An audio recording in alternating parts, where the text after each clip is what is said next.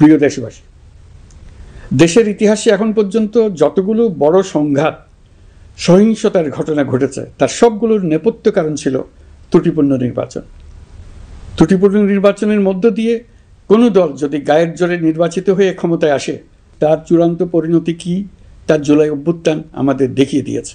আমরা ইতিহাসের কলঙ্কিত কোনো অধ্যায়ের পুনরাবৃত্তি আর করতে চাই না।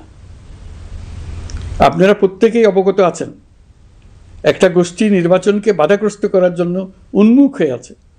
তারা দেশের গণতান্ত্রিক অগ্রযাত্রাকে ব্যাহত করতে দেশের বাইরে বসে ভেতরে থেকে নানা অপচেষ্টায় লিপ্ত রয়েছে। আমাদেরকে অবশ্যই খেয়াল রাখতে হবে তারা যেন নির্বাচনকে সংঘাতময় করে তোলার কোনো রকমের সুযোগ না পায়। মাথায় রাখবেন, পরাজিত শক্তি নির্বাচনের আগ পর্যন্ত বারবার মাথাচাড়া দিয়ে ওঠার চেষ্টা করবে, কিন্তু একটি অবাধ, সুষ্ঠু, নিরপেক্ষ নির্বাচন সফলভাবে আয়োজন করা গেলে অপশক্তির পরাজয় চূড়ান্ত হবে। নির্বাচন সংক্রান্ত বিষয়ে প্রতিনিয়ত পরামর্শ নেওয়ার জন্য আমরা প্রযুক্তির সাহায্য নেব। এই জন্য একটি অ্যাপ তৈরির উদ্যোগ নিচ্ছি। দ্রুত এই অ্যাপটি চালু হবে। আপনারা আপনাদের সকল পরামর্শ, সকল মতামত, সকল আশঙ্কা এবং উদ্যোগের কথা এই অ্যাপের মাধ্যমে আমাদেরকে জানাবেন। আমরা তা যথাযথ কর্তৃপক্ষকে জানিয়ে দেব, সমস্যা সমাধানের জন্য ব্যবস্থা নেব। রাজনৈতিক দলগুলোর প্রতি আমার আহ্বান থাকবে, আপনাদের নির্বাচনী ইশতেহারে, আপনাদের প্রতিশ্রুতি, প্রতিজ্ঞা, পরিকল্পনায় কোনো কিছুতেই যেন তরুণরা বাদ না পড়ে, নারীরা বাদ না পড়ে। মনে রাখবেন, যে তরুণ তরুণীরা বাংলাদেশকে বদলে দিয়েছে তারা বিশ্বকেও বদলে দেওয়ার ক্ষমতা রাখে। আপনার দল থেকে তাদেরকে সেই সুযোগ দেওয়ার উদ্যোগ নেন। আগামী নির্বাচনে সবাই নিরাপদে যার যার পছন্দের প্রার্থীকে ভোট দেবে, এটা নিয়ে কারো কোনো আপত্তির সুযোগ রাখা যাবে না।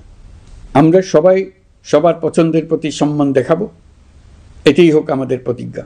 প্রিয় দেশবাসী, আপনারা জানেন, সরকার দায়িত্ব গ্রহণের পরপরই দেশের দক্ষিণ ও উত্তরাঞ্চলে যে ভয়াবহ বন্যা পরিস্থিতি তৈরি হয়েছিল তা ফসল উৎপাদনে ব্যাপক ক্ষতি সাধন করেছে। এর ফলে নিত্য প্রয়োজনীয় পণ্যের মূল্যবৃদ্ধির আশঙ্কা হয়েছিল। তবে সংশ্লিষ্ট প্রতিষ্ঠান ও কর্তৃপক্ষের যথাযথ পদক্ষেপ, নজরদারি ও মধ্যস্বত্বভোগীদের দৌরাত্ম্য কমানোর ফলে এটি এড়ানো গেছে। বিশেষ করে এবছরের পবিত্র মাহে রমজান মাস থেকে শুরু করে এখন পর্যন্ত বাজার পরিস্থিতি স্থিতিশীল রয়েছে। মূল্যস্ফীতির নিয়ন্ত্রণ ছিল আমাদের জন্য সবচেয়ে বড় চ্যালেঞ্জ। ভঙ্গুর অর্থনীতি ও বন্যার কারণে খাদ্য মূল্যস্ফীতি হয়েছিল প্রায় 14%। এখন সেটা অর্ধেকে নেমে এসছে।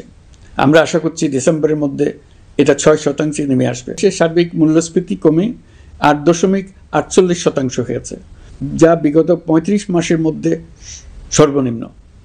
এই নিয়ে 4 মাস ধরে সার্বিক মূল্যস্ফীতি ক্রমান্বয়ে কমেছে। বর্তমান অন্তর্বর্তীকালীন সরকারের প্রতি প্রবাসীদের অসীম আস্থার ফলে মুদ্রাবাজারেও স্থিতিশীলতা ফিরে এসছে।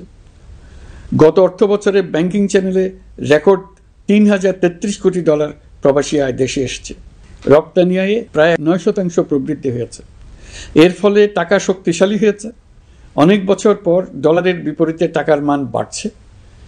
গত 11 মাসে বৈদেশিক পাওনাদারদের পাওনা সুদ ও আসল বাবদ $4 বিলিয়ন অর্থাৎ $400 কোটি অর্থ পরিশোধ করা হয়েছে, যা এ যাবৎকালের সর্বোচ্চ। আগের বকেয়া আদায় পরিশোধের পরও বৈদেশিক মুদ্রার রিজার্ভ বাড়ছে। আগামীতে এই ধারা বজায় থাকবে বলে আমরা আশা করি। বিদেশি বিনিয়োগ বৃদ্ধিতে বিভিন্ন উদ্যোগ নেওয়ার ফলে এই বছরের প্রথম 3 মাসে বিদেশি বিনিয়োগ এসছে $10,500 কোটি। গত বছরের একই সময়ের তুলনায় এটা দ্বিগুণেরও বেশি। আর অক্টোবর থেকে হিসাব করলে 6 মাসে ফরেন ডাইরেক্ট ইনভেস্টমেন্ট এসছে $16,500 কোটি, যা গত সরকারের আমলের শেষ 6 মাসের তুলনায় দ্বিগুণ। কর্মসংস্থান সৃষ্টি অন্তর্বর্তীকালীন সরকারের অন্যতম বড় লক্ষ্য। সম্প্রতি হংকং ভিত্তিক শিল্পগোষ্ঠী হান্ডা বাংলাদেশের বস্ত্র তৈরি পোশাক খাতে $250 মিলিয়ন বিনিয়োগের প্রতিশ্রুতি নিয়ে এসছে, যা এই খাতে চীনা কোনো কোম্পানির একক সর্বোচ্চ বিনিয়োগ। তাদের এই বিনিয়োগের ফলে 25,000 লোকের কর্মসংস্থান হবে। আমরা দৃঢ়ভাবে বিশ্বাস করি হান্ডার এই বিনিয়োগ আরও চীনা কোম্পানিকে এই দেশে বিনিয়োগের জন্য উৎসাহিত করবে। এর মাধ্যমে আমাদের তরুণ তরুণীদের কর্মসংস্থানের পথ খুলবে। গত 16 বছরে দেশ থেকে যে বিপুল পরিমাণ অর্থ পাচার হয়ে গিয়েছে, আমরা সেটা ফিরিয়ে আনার উদ্যোগ নিয়েছি। এই দীর্ঘ আইনি প্রক্রিয়ার জন্য সরকার নামকরা বিদেশি আইনি প্রতিষ্ঠানকে নিয়োগ দিয়েছে। যথাযথ আইনি পদক্ষেপের ফলে বিশ্বের বিভিন্ন দেশে ফেসিবাদী দুর্বৃত্তরা যে অর্থ সম্পদের পাহাড় গড়েছে তার কিছু কিছু ইতিমধ্যে জব্দ হয়েছে। এই কার্যক্রম সঠিকভাবে চালিয়ে যেতে পারলে অল্প সময়ের মধ্যে আরও কিছু ইতিবাচক ফলাফল পাওয়া যাবে বলে আমি বিশ্বাস করি। দেশের ভেঙে পড়া অর্থনীতিকে মজবুত করতে হলে আমাদের চিন্তায় মৌলিক পরিবর্তন আনতে হবে। আমি বরাবরই বলে এসেছি, এদেশের নদী ও বিশাল সমুদ্র আমাদের মূল্যবান সম্পদ। আমরা এই সম্পদকে কাজে লাগিয়ে সমান্তরালভাবে পানিভিত্তিক অর্থনীতি গড়ে তুলতে চাই। আমরা প্রায় ভুলে যাই যে বঙ্গোপসাগরের একটা অংশও আমাদের দেশ। এর পরিমাণ আমাদের মোট জমির পরিমাণের চাইতে বেশি। আমরা প্রায় সবসময় জমিভিত্তিক আমাদের অর্ধেক দেশ নিয়ে মাথা ঘামাই, বাকি পানিভিত্তিক অর্ধেক দেশকে হিসাবেই ধরি না, কারণ আমরা ওই অংশে বসবাস করি না। আমরা তো হাওর বাওরেও বসবাস করি না, তাই বলে তো তাকে হিসাবের বাইরে রাখেন। এখন থেকে আমাদের অংশের বঙ্গোপসাগরকে আমরা আমাদের দেশের মূল্যবান অংশ, এই কথা সবসময় মাথায় রেখে অগ্রসর হব। এই অংশের পানির উপর দিয়ে দেশ বিদেশের সঙ্গে আমরা বাণিজ্য করব, তার মাধ্যমে আমরা পুরো পৃথিবীকে আমাদের প্রতিবেশী বানাবো। এই পানির মধ্যে আছে অফুরন্ত সম্পদ, মৎস্য সম্পদ, যা প্রতি বছর ফসল দেয়। এই পানির নিচে আছে অফুরন্ত গ্যাস। এর সব কিছুকে নিয়েই প্রতিনিয়ত আমাদের চিন্তাভাবনাকে চালিত করতে হবে। বর্তমান সরকার চট্টগ্রাম বন্দর ব্যবস্থাপনাকে নতুন করে সাজানোর উদ্যোগ নিয়েছে। সরকার সম্প্রতি বাংলাদেশ নৌবাহিনী পরিচালিত ড্রাই ডক লিমিটেডকে নিউ মেরিন টার্মিনাল কন্টেইনার হ্যান্ডলিংয়ের দায়িত্ব দিয়েছে। তারা কাজ শুরু করা মাত্রই কিছু ইতিবাচক পরিবর্তন এসছে। প্রথম 2 সপ্তাহে দেখা গেছে আগের তুলনায় প্রতিদিন গড়ে 225টি বেশি কন্টেইনার হ্যান্ডলিং হচ্ছে। এই বন্দরকে আধুনিকভাবে গড়ে তোলা গেলে তা শুধু বাংলাদেশের অর্থনীতিতেই ভূমিকা রাখবে না, নেপাল, ভুটান সহ পার্শ্ববর্তী অঞ্চলের অর্থনীতিতে ইতিবাচক ভূমিকা রাখতে সক্ষম হবে। বিনিময়ে তারাও উপকৃত হবে, আমরাও উপকৃত হব। আমাদের উপকূল অঞ্চল অফুরন্ত সম্ভাবনার আধার। কুমিরা থেকে টেকনাফ পর্যন্ত নানা বন্দরের কর্মচাঞ্চল্যে সমগ্র উপকূল অঞ্চলকে দক্ষিণ এশিয়ার একটি গুরুত্বপূর্ণ অর্থনৈতিক প্রাণকেন্দ্র হিসেবে প্রতিষ্ঠা করবে। এই পুরো অঞ্চলে অনেকগুলো শিল্পাঞ্চল গড়ে উঠবে শুধু সমুদ্রের সান্নিধ্য এবং তার ব্যবহারের দক্ষতার কারণে। সমুদ্র উপকূলীয় অঞ্চলের সম্পদ ও পরিবেশের টেকসই ব্যবহার নিশ্চিত করতে আমাদের বন্ধু দেশগুলোর সঙ্গে আলোচনা শুরু করেছি। তারা উৎসাহ সহকারে সাড়া দিয়েছেন। গভীর সমুদ্রকে আমরা এখনও আমাদের কল্যাণে কাজে লাগাতে পারিনি। একে কেন্দ্র করে আমরা মাছ পালন, আহরণ ও প্রক্রিয়াজাতকরণের শিল্প গড়ে তুলতে কাজ শুরু করেছি। এতে করে লক্ষ লক্ষ মানুষের কর্মসংস্থান হবে, আমাদের অর্থনীতি নতুন শক্তিতে বলীয়ান হবে। প্রিয় দেশবাসী, প্রবাসী বাংলাদেশিদের জন্য ভিসা সংক্রান্ত জটিলতা দূর করতে আমরা গভীরভাবে কাজ করে যাচ্ছি। বাংলাদেশি নাগরিকদের জন্য আরব আমিরাত পুনরায় ভিসা চালু করেছে। মালয়েশিয়া কর্তৃপক্ষ বাংলাদেশি কর্মীদের জন্য প্রথমবারের মতো মাল্টিপল এন্ট্রি ভিসা চালু করেছে। অন্যান্য দেশের সঙ্গেও ভিসা জটিলতা কীভাবে কমিয়ে আনা যায় এ নিয়ে আমরা কাজ করে যাচ্ছি। আগামী 5 বছরে জাপানে অন্তত 1 লক্ষ বাংলাদেশি তরুণদের পাঠানোর প্রস্তুতি শুরু করেছি। তরুণদের সেখানে পাঠানোর জন্য বিশেষ প্রশিক্ষণ, অন্যান্য ব্যবস্থাও আমরা নিতে শুরু করেছি। এর পাশাপাশি আমরা ইতালি, দক্ষিণ কোরিয়া, সার্বিয়া সহ বিভিন্ন দেশে দক্ষ কর্মীদের পাঠানোর উদ্যোগ নিয়েছি। সৌদি আরব, জর্ডান, ওমান সহ বিভিন্ন দেশে নথিপত্রের কারণে যে প্রবাসীরা ইরেগুলার হয়ে গিয়েছিলেন তাদেরকে রেগুলারাইজ করার জন্য ব্যবস্থা নিয়েছে। আমরা বিভিন্ন দেশের সঙ্গে বিদ্যমান চুক্তিগুলোকে পর্যালোচনা করে দেখছি যাতে আমাদের প্রবাসী ভাই বোনদের জন্য সেগুলো স্বস্তিদায়ক হয়। দেশে এবং দেশের বাইরে বাংলাদেশের নাগরিকরা যে যেখানে অবস্থান করছে তারা যাতে সব ধরনের নাগরিক সুবিধা পান, আমরা সেই বিষয়ে উদ্যোগ নিয়েছি। চলতি বছর আমাদের নানা উদ্যোগের ফলে প্রায় 87,000 বাংলাদেশি সুষ্ঠুভাবে হজ পালন করতে পেরেছেন। হজের ব্যয়ও অন্যান্য বছরের তুলনায় আমরা কমিয়ে আনতে পেরেছি। হাজিরা যাতে নির্বিঘ্নে হজ সম্পন্ন করতে পারে সেজন্য লাব্বায়েক নামে অ্যাপ চালু করেছে, যার মাধ্যমে ঘরে বসেই হাজিদের আত্মীয় স্বজন, পরিবার পরিজন তাদের অবস্থান প্রতি মুহূর্তে জানতে পেরেছেন। এবছর দক্ষিণ এশিয়ার অন্যান্য দেশগুলোতেও আমাদের হজ ব্যবস্থাপনা প্রশংসিত হয়েছে। আগামী বছরের হজ ব্যবস্থাপনা যেন আরও নির্বিঘ্নে সম্পন্ন করা যায় সেজন্য মন্ত্রণালয় এখন থেকেই প্রস্তুতি নিতে শুরু করেছে। প্রিয় দেশবাসী, জুলাই গণঅভ্যুত্থানে তরুণ শিক্ষার্থীদের পাশে ঢাল হয়ে দাঁড়িয়েছিলেন আমাদের বাবা মা ও শিক্ষকরা। আমাদের বাবা মায়েরা তাদের সন্তানকে বহু কষ্টে বড় করে বিশ্ববিদ্যালয়ে পাঠায়। লেখাপড়া শেষ করে অনেক ছাত্র অসুস্থ হয়ে বের হয়। এর কারণ আবাসিক হলের নোংরা পরিবেশ, খাবারের নিম্নমান, তার উপর দলীয় সন্ত্রাসীদের দমনপীড়ন। বিশ্ববিদ্যালয়ে পড়াশোনার পরিবর্তে প্রতিদিন শিক্ষার্থীদের জোর করে রাজনৈতিক দলের প্রোগ্রামে নিয়ে যাওয়া হতো। প্রশাসন ও শিক্ষকরা সবই জানতেন, অথচ কেউ এটি থামাতে পারেননি, চেষ্টাও করেননি। কারণ শিক্ষকদের একটি বড় অংশ প্রমোশনের জন্য, সুবিধার জন্য দলীয় রাজনীতিতে জড়িত ছিলেন, নিপীড়কের ভূমিকায় ছিলেন। প্রতিটি বিশ্ববিদ্যালয়ের আবাসিক হলগুলোতে দলীয় সন্ত্রাসীদের নিয়ন্ত্রণ আর অমানসিক নির্যাতন চলত। সেখানে গড়ে তোলা হয়েছিল টর্চার সেল। অন্তর্বর্তী সরকার প্রতিশ্রুতিবদ্ধ যে আমরা আর কখনো শিক্ষা প্রতিষ্ঠানগুলোকে এমন কোনো রাজনীতি দ্বারা কলুষিত হতে দেব না যা পড়াশোনার পরিবেশ নষ্ট করে, তরুণদের জীবন ধ্বংস করে। বাবা মায়েদের যেন সন্তানকে বিশ্ববিদ্যালয়ে পড়তে পাঠিয়ে আর কখনো শঙ্কায় থাকতে না হয়। বর্তমান সরকার দায়িত্ব গ্রহণের পরপরই শিক্ষা ব্যবস্থার উন্নতির জন্য ধারাবাহিকভাবে পরামর্শ কমিটির সঙ্গে বৈঠক করেছে, বিভিন্ন উদ্যোগ হাতে নিয়েছে। বিদ্যালয়গুলোতে শিক্ষার মান কীভাবে বাড়ানো যায় সে বিষয়ে বিভিন্ন উদ্যোগ নেওয়া হচ্ছে। সরকার কিছুদিন আগে সারা দেশের সরকারি প্রাথমিক বিদ্যালয়ের সব প্রধান শিক্ষকের বেতনের গ্রেড এক ধাপ বাড়িয়ে 10ম গ্রেড করার সিদ্ধান্ত নিয়েছে। এটি একটি যুগান্তকারী সিদ্ধান্ত। প্রাথমিক বিদ্যালয়গুলিতে শূন্য পদে 6,500 প্রধান শিক্ষক নিয়োগের প্রক্রিয়া চলছে। প্রাথমিকের পড়াশোনার পদ্ধতিগত পরিবর্তনের দিকেও আমরা মনোযোগ দিচ্ছি। সব স্কুলে ইন্টারনেট সংযোগ ও মাল্টিমিডিয়া শ্রেণীকক্ষ তৈরির নির্দেশ দেওয়া হয়েছে। পার্বত্য চট্টগ্রামে কমপক্ষে 100টি স্কুলে এবছরের মধ্যেই ই-লার্নিং চালু হবে। ঢাকা চট্টগ্রামের অভিজ্ঞ শিক্ষকরা প্রযুক্তির সহায়তায় এসব স্কুলে শিক্ষকতা করে সেখানকার শিক্ষক ঘাটতি পূরণ করবেন। যেসব এলাকায় বিদ্যুতের ঘাটতি রয়েছে সেখানে সোলার প্যানেল বসিয়ে বিদ্যুতের ঘাটতি নিরসন এবং মোবাইল নেটওয়ার্ক ও স্টারলিংক পরিষেবা ব্যবহার করে এই সংকট মোকাবেলা করা হচ্ছে। স্কুলগুলোতে মেয়েদের জন্য বিশেষ ব্যবস্থা গ্রহণ করে তাদের পড়াশোনার উপযোগী করে তোলা হচ্ছে। স্কুলের অবকাঠামোকে নারীবান্ধব করে তুলতে স্কুল ভবন নির্মাণের সময় কমিটিতে নারী স্থপতি রাখার নিয়ম করা হয়েছে।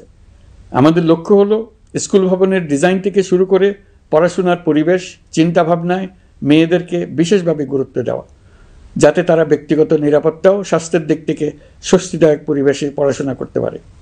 প্রিয় দেশবাসী, জুলাই গণঅভ্যুত্থানে শহীদ ও আহত যোদ্ধাদের জন্য আমরা নিরলসভাবে কাজ করে যাচ্ছি।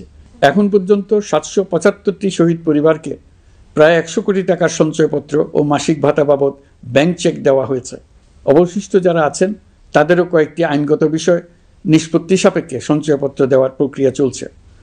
এর পাশাপাশি আহত 13,800 জন জুলাই যোদ্ধাকে 3টি ক্যাটাগরিতে নগদ টাকা ও চেক বাবদ 153 কোটি 4 লাখ টাকা প্রদান করা হয়েছে। 78 জন অতি গুরুতর আহত জুলাই যোদ্ধাকে সিঙ্গাপুর, থাইল্যান্ড, তুরস্ক এবং রাশিয়ার উন্নত চিকিৎসার জন্য পাঠানো হয়েছে এবং চিকিৎসা ব্যয় বাবদ এ পর্যন্ত প্রায় 100 কোটি টাকা ব্যয় হয়েছে। আহতদের পুনর্বাসনের জন্য সরকারের সবকটি মন্ত্রণালয়ের সম্মিলিত প্রচেষ্টায় বিভিন্ন ধরনের উদ্যোগ নেওয়া হচ্ছে। ফ্যাসিবাদী সরকারের আমলে দেশের শহরে বন্দরে হাজারো প্রতিষ্ঠান, সড়ক, সেতু, সেনানিবাস, যুদ্ধজাহাজ, স্কুল, কলেজ, বিশ্ববিদ্যালয়ের নাম পরিবর্তন করে স্বৈরাচার তার নিজের এবং নিজের পরিবারের সদস্যদের নামে চালু করেছিল। আমরা সব নাম পরিবর্তন করে আগের নাম বা মানানসই নাম করে দিয়েছি।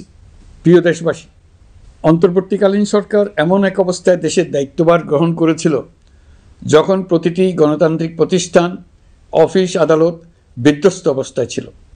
আমাদের প্রথম এবং প্রাথমিক কাজ ছিল এই প্রতিষ্ঠানগুলো সংস্কার এবং পুনর্নির্মাণে হাত দেওয়া, আইনশৃঙ্খলা বাহিনী পুনর্গঠন, অর্থনীতি পুনরুদ্ধার, আইন আদালত, নির্বাচন কমিশন সহ যাবতীয় গণতান্ত্রিক প্রতিষ্ঠানকে সচল করা এবং নাগরিকদের নিকট দায়বদ্ধ করে তোলা।